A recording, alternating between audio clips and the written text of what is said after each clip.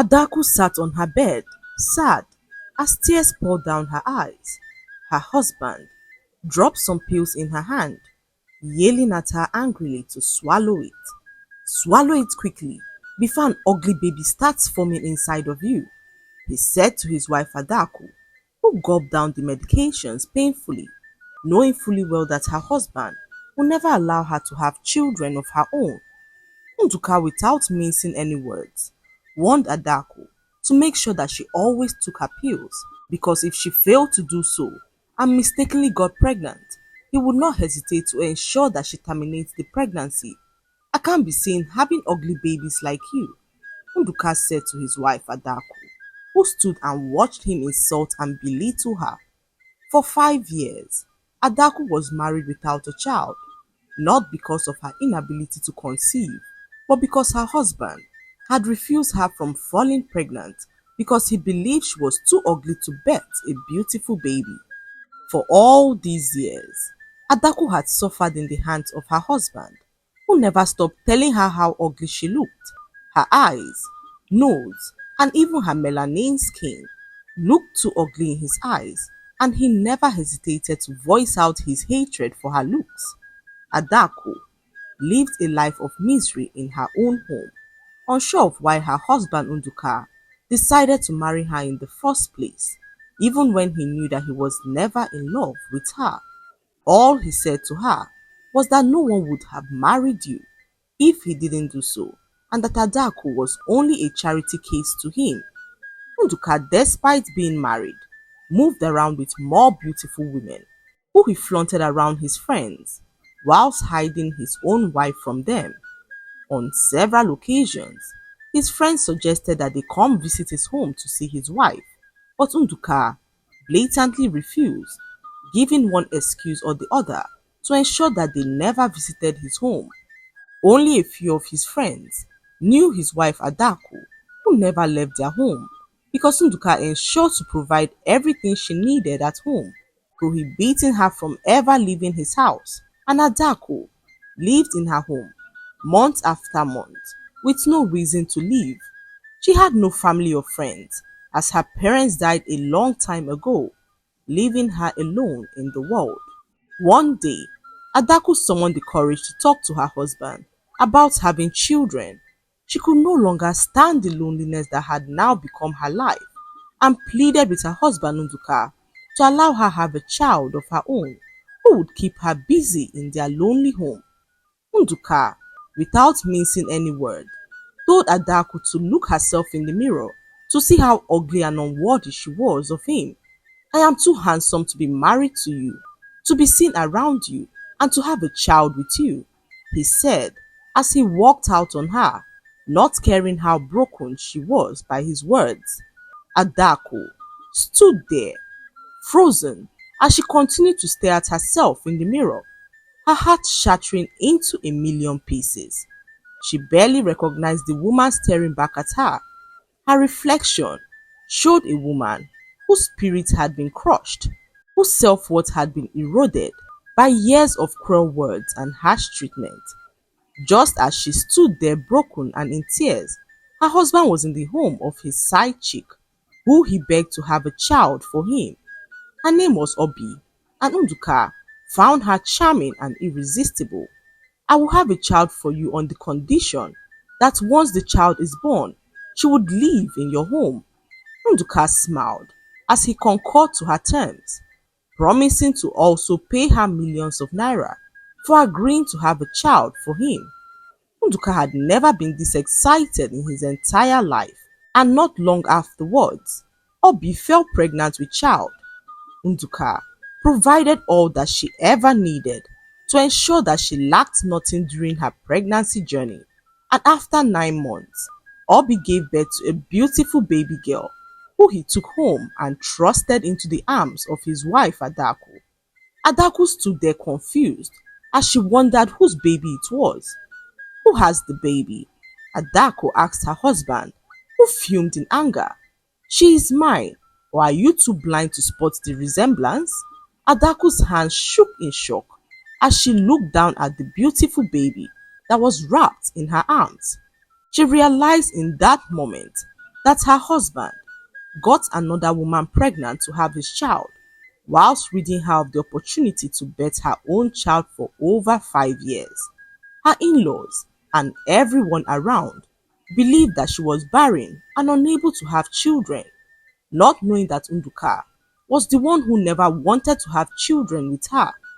He warned her never to tell anyone, and Adaku stayed silent, enduring all the insults she received from her in-laws, who not only called her barren, but also a witch who had eaten all the children in her womb. In that moment, tears poured down from Adaku's face as she looked down at the baby in her arms. Her husband, without any remorse in his voice, ordered her to take care of the child as he left the house, not caring about the effect of his harsh words on his wife. Adaku stood there, unable to move, her heart heavy with despair as she took another glance at the baby who was wrapped up in her arms, innocent and oblivious of the pain and betrayal that had brought her into the world. Her tears fell silently onto the baby's soft skin as she felt a mix of love and sorrow in her heart, deciding within herself to care for the baby, who was innocent in all of this. As the weeks went by, Adaku took care of the child like her own. Her husband spared no opportunity to tell her how beautiful the mother of his child was to birth such a beautiful baby for him. One evening, Unuka returned home and met his daughter crying at the top of her voice. Adaku was nowhere in sight, and Unuka angrily searched for her around the house, fuming in anger as he wondered what his wife was doing to ignore his daughter's loud cries. He met his wife Adaku walking out of the restroom and gave her two hot slaps on her face. "Are you so wicked to leave my daughter all alone on the bed?" Screaming at the top of her voice, he asked Adaku, who stood there shocked and unable to utter a word. It was then that Unuka walked towards his daughter and saw some strange marks on his daughter's face. They were like tribal marks, and Unuka could not understand what he was seeing. His eyes widened in shock as he looked closer at the strange marks on his daughter's face. They appeared almost as though they had been carved into his daughter's delicate skin a few minutes ago, and this filled him with so much anger. "Adaku, what have you done to my daughter?" Unuka shouted, turning back to his wife, who was still recovering from the force of his slap. Adaku, although shaken, stepped forward to see what Unuka was talking about. When she saw the strange marks on the baby's face, her heart skipped a beat. She hadn't noticed anything unusual before, and now the sight of the marks filled her with a sense of dread she could not explain. "I did nothing, Unuka. I swear I would never harm her," Adaku said softly, tears pouring down from her eyes. She reached out to touch the baby's face, but Unuka pulled her away from his child, screaming angrily at her to leave his house and never return. Unuka called his wife a wicked witch who tried to disfigure his daughter's face out of jealousy. Adaku's heart broke to hear her husband call her a witch. She immediately packed her bags and left their home, seeing how angry Unuka was. Unuka immediately called on his personal doctor, who arrived to examine the facial marks, which still looked so fresh. The marks were so strange, and his doctor had never seen anything like it before. "These marks looked so strange," the doctor said to Unuka, who could not help but agree with him. Just as they stood there confused, Unuka noticed that his daughter's face began to heal at a miraculous speed. Even the doctor stood there stunned as he wondered how this was possible. He had never seen anything like it before and was filled with extreme terror. Unable to withstand the sight, the doctor took to his heels, leaving Unuka all alone in his home with his daughter. Unuka had never been this terrified in his entire life. He froze in the corner as he stared at his daughter, unable to understand all that happened and how the strange marks disappeared from her face miraculously. Unuka had so many unanswered questions on his lips as he pondered on what to do.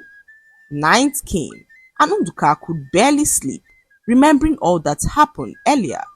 He sat on the sofa in his room as he watched his daughter fall asleep. Unuka sat there terrified. He was so exhausted, but feared what would happen if he fell asleep.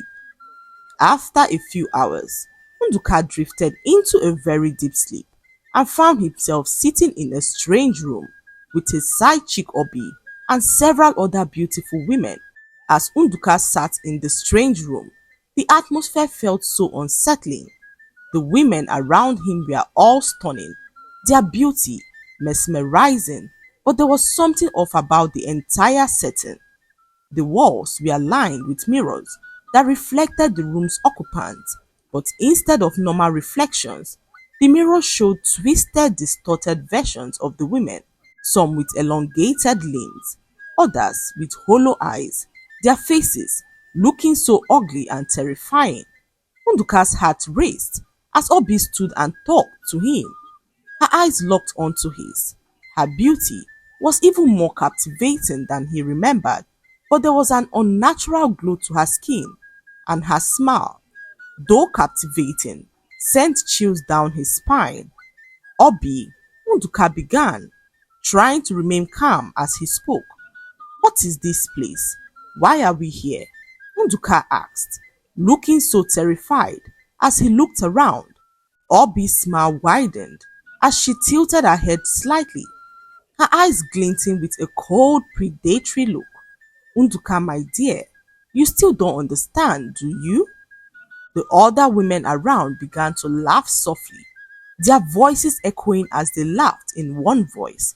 Unduka, in that moment, felt a wave of fear wash over him as the laughter grew louder and scarier. "What do you mean?" Unduka demanded as his voice rose in panic. "What's going on?" he asked repeatedly as Obi began to circle around him, her movements fluid and almost too perfect, like a snake preparing to strike. "You wanted a beautiful child so badly, and you approached me to give you one because you wanted to escape the ugliness you saw in your wife Adaku. But unfortunately, you had no idea who you were dealing with. Can you take your mind to the first day we met?" Unduka thought for a moment and remembered that he picked Obi up by the roadside at night, close to the bridge, when he was heading to his friend's party. He could remember that evening like yesterday, because that was the day he began to maltreat his wife Adaku and could not understand why and how his hatred for her developed.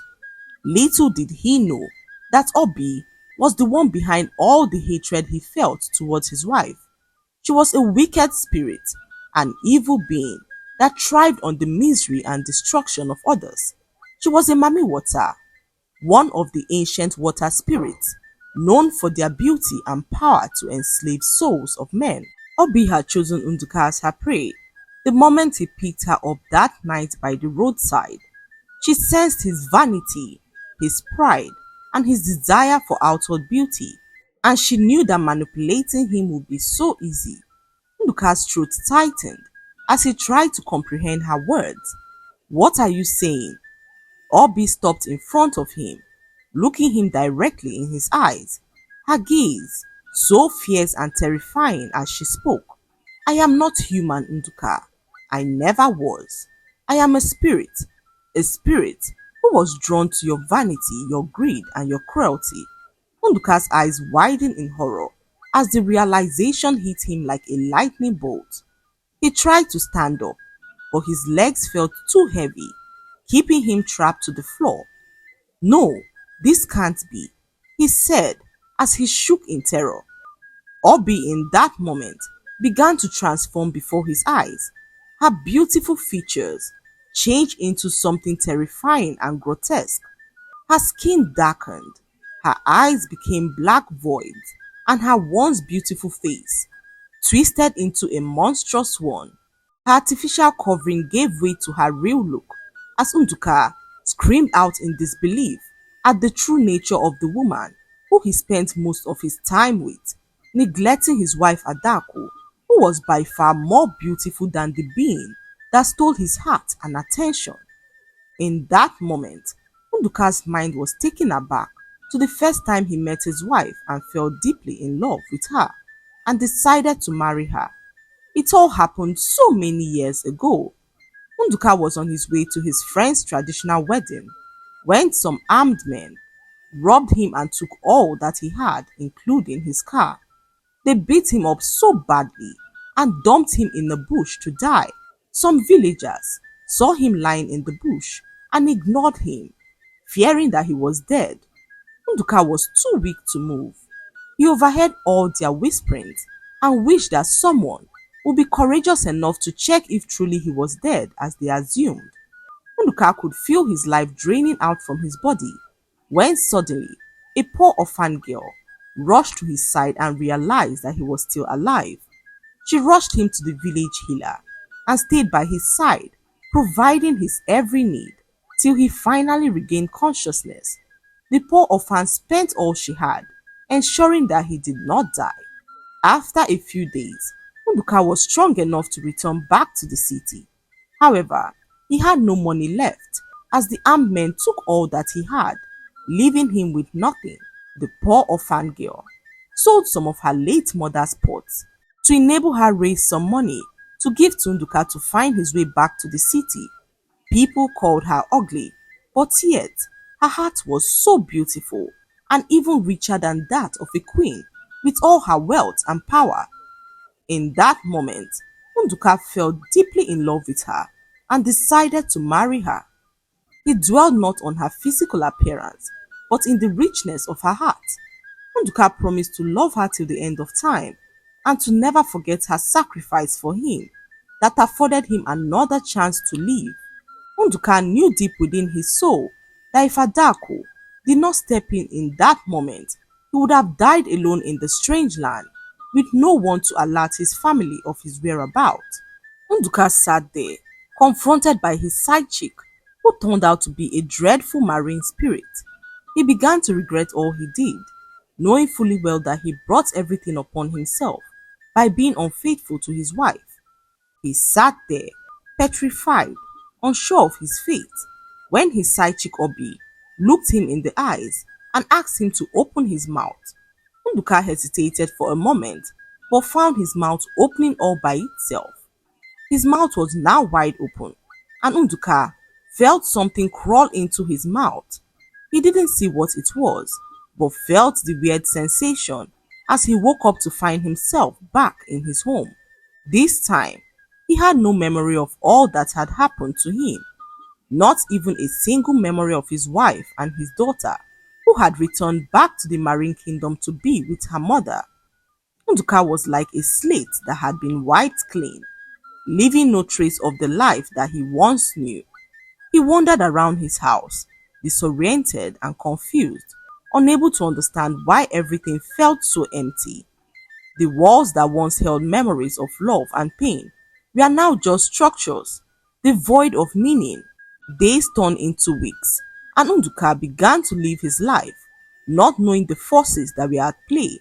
All the women he came across were hit with a terrible sickness and died shortly afterwards, and Unuka had no idea that there was a snake living within him, which was responsible for the deaths of all the women he came across.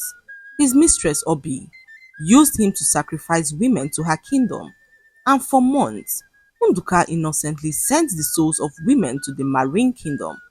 He was a pawn in their little game, living a life which did not necessarily belong to him, as the evil snake within controlled him and dictated his every move. One day, Unuka was in a big supermarket when he came across his wife Adaku.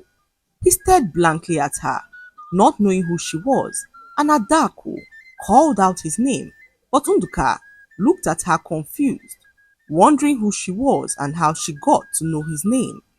Unuka, it is me, Adaku, she said repeatedly, but Unuka did not seem to know who she was or remember the fact that they were married.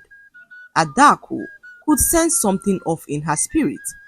The look on Unuka's face sent shivers down her spine as she wondered what could have happened to him. She stood there confused, as she pondered on why Unuka acted the way that he did towards her. Adaku was now a mother of beautiful twin babies, a boy and a girl, and Unuka for all these years had no idea that his wife gave birth to twins. The day that he sent her away was the same day that Adaku found out about her pregnancy. She suddenly felt nauseous and rushed into the bathroom to relieve herself. When Unuka returned and met his daughter, wailing at the top of her voice, Adaku emerged from the bathroom and caught sight of Unuka, who accused her of ignoring his daughter's cries, giving her two hot slaps on the cheek. Adaku, in that moment, could not bring herself to telling him that she was pregnant because she knew his stance on the matter and feared that he would force her to terminate the pregnancy. So, when Unuka accused her of being a witch and sent her packing, Adaku left quietly without a word. It was as if everything was working for her good, so she let it happen, despite being broken by the harsh words and accusations he levied against her. Adaku navigated her difficult pregnancy alone, almost losing her life in the process. At a point, she even begged on the streets for food as she had nothing to eat. A rich and kind woman saw her one day and decided to help her. However, this help was short-lived as the rich woman's sister saw Adaku as a threat to her evil plans and decided to set her up. What had happened was that Adaku found favor in the eyes of the rich woman who had no children of her own. The woman's sister, who was so envious and consumed by jealousy, feared that Adaku would inherit her sister's wealth if she continued to stay with them. She concocted a plan to drive Adaku away, and one evening, whilst Adaku was preparing dinner for everyone to eat, the woman's sister walked in and accused her of trying to poison her rich sister. I saw her drop a substance in my sister's food, She said, as her rich sister looked at Adaku shocked to hear of the accusation. If you think I'm lying, tell her to eat the food. She said to her rich sister, who hesitated, torn between the accusation and the kindness she had seen in Adaku. Adaku, shocked and heartbroken by the false accusation, burst out in tears. I would never harm you, Adaku pleaded, her voice trembling with emotion. I owe you my life. Why would I seek to destroy yours? The rich man looked between her sister and Adaku, doubt clouding her mind. The sister, sensing her advantage, pressed further. If she's innocent, let her eat the food she prepared. Adaku, left with no choice but to prove her innocence, picked up the bowl of food and began to eat. The rich woman watched closely, fear gripping her heart, but Adaku continued to eat without hesitation, her tears falling into the food with each bite. The room fell silent, everyone waiting to see what would happen, but nothing did. Adaku finished the meal unharmed, and her innocence was clear. The rich woman's heart softened, but her sister remained furious, and Adaku, seeing the extent she was willing to go to send her out of their house, decided to live peacefully for the sake of her unborn babies. The rich woman, seeing the true nature of her sister's jealousy, felt a deep sense of regret for ever doubting Adaku. She pulled Adaku aside, her voice filled with remorse. Adaku, I am so sorry for what my sister has put you through. You have been nothing but kind and honest, and I cannot let you live without ensuring you and your children are well taken care of. With that, the rich woman went to her room and returned with a large sum of money that she handed to Adaku.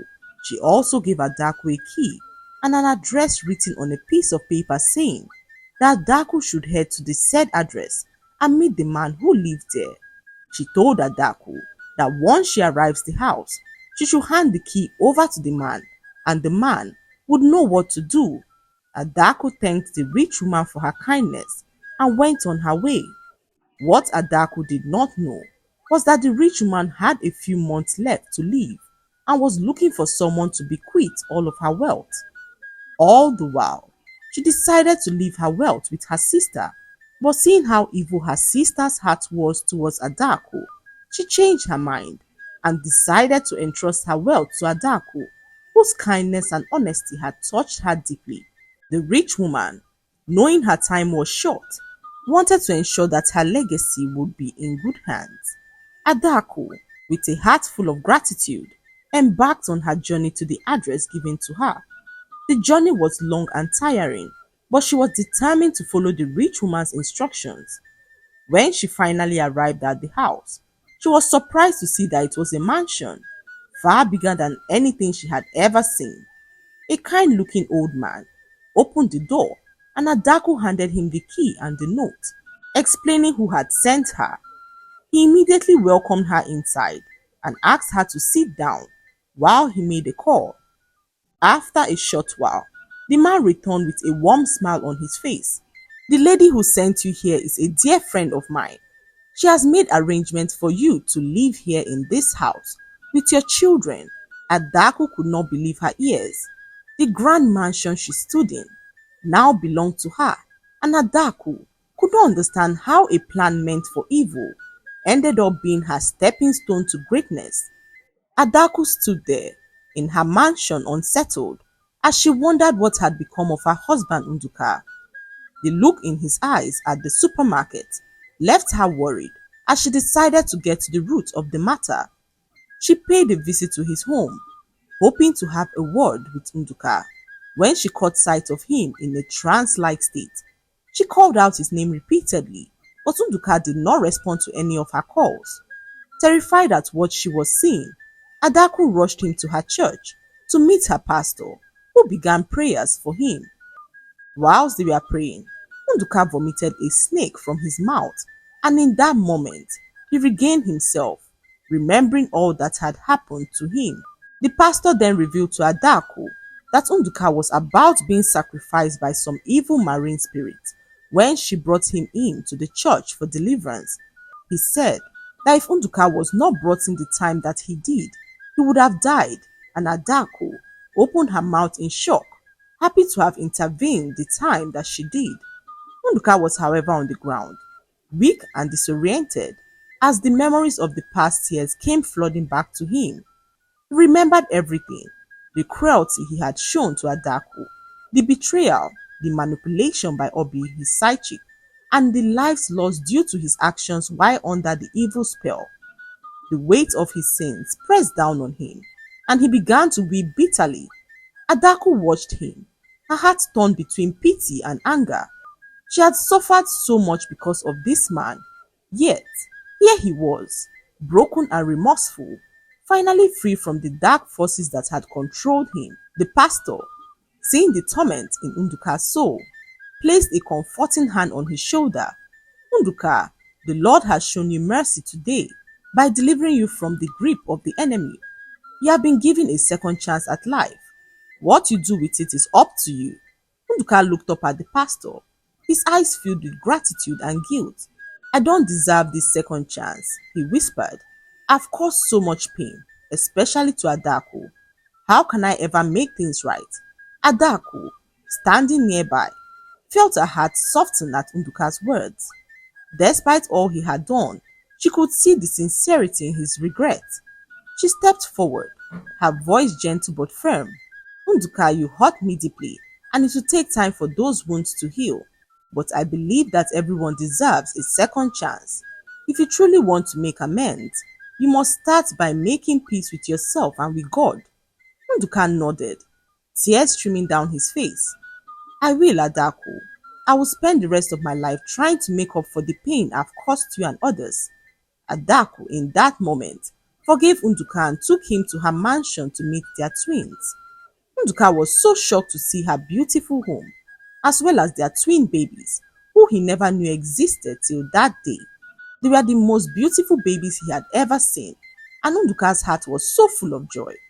Adaku then narrated to him how she came into wealth, and Unuka was so shocked to hear how God blessed his wife in the midst of chaos. That was how Unuka and his wife reconciled, and Unuka treated his wife like a queen that she was, never saying a harsh word to her again. They lived happily, passing on good values to their children and teaching them the importance of love, kindness, and humility. The lesson to be learned from this story is that charm is deceptive and beauty is fleeting. focused not on superficial things, but on the true value of a person's character and heart. Unuka's obsession with external beauty led him down a path of destruction and misery. He allowed vanity and pride to blind him to the true beauty of his wife Adaku, whose kindness and selflessness were her greatest treasures. It was only when he lost everything and was confronted by the consequences of his actions that he realized the futility of his superficial desires. This story also teaches the importance of forgiveness and redemption. Adaku, despite all the pain and suffering Unuka caused her, chose to forgive him and give him a chance to make amends. Her decision to forgive was not a sign of weakness, but a testament to her strength and grace. It allowed both of them to heal and rebuild their lives on a foundation of love and respect. Another moral lesson is that true blessings often come from unexpected places. Adaku's life, though filled with hardship, took a turn for the better when she least expected it.